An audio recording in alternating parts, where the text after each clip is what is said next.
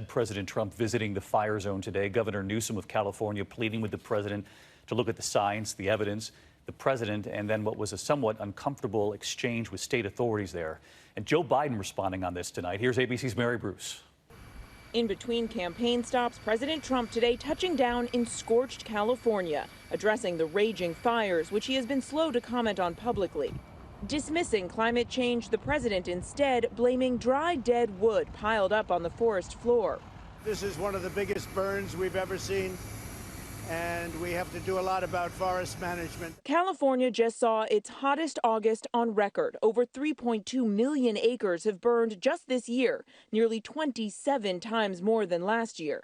The governor, Gavin Newsom, today urging the president to face the facts. The science is in and observed evidence is self-evident that climate change is real. But Trump has aggressively rolled back policies intended to counter climate change. And minutes after the governor spoke, California's Secretary of Natural Resources pleaded with the president to accept reality. Instead, Trump mocked the established science. If we ignore that science and sort of put our head in the sand and think it's all about vegetation management, we're not going to succeed together protecting Californians. Okay, it'll start getting cooler. You just watch. I wish science agreed with you. Well, I don't think science knows, actually. Joe Biden tonight tweeting a two-word message: science knows. Earlier, he painted a stark picture of what 4 more years of President Trump could do to the environment. If you give a climate arsonist 4 more years in the White House, why would anyone be surprised if we have more America ablaze?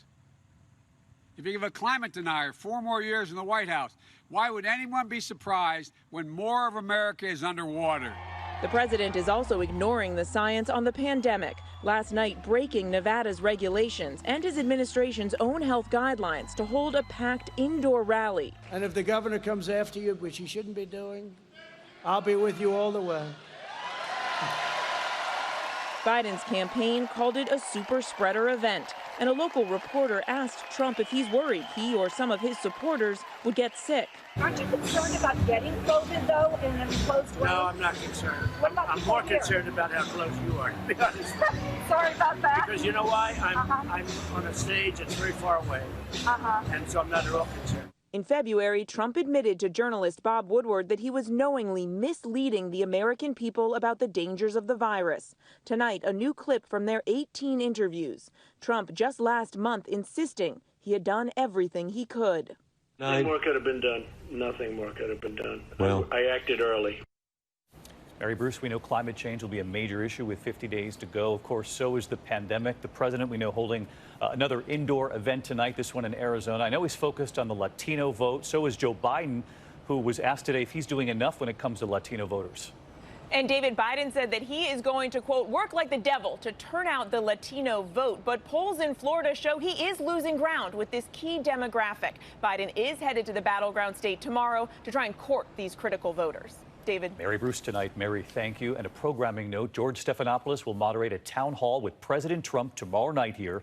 Uncommitted voters asking their questions. It's tomorrow night, 9 p.m. Eastern, 8 Central.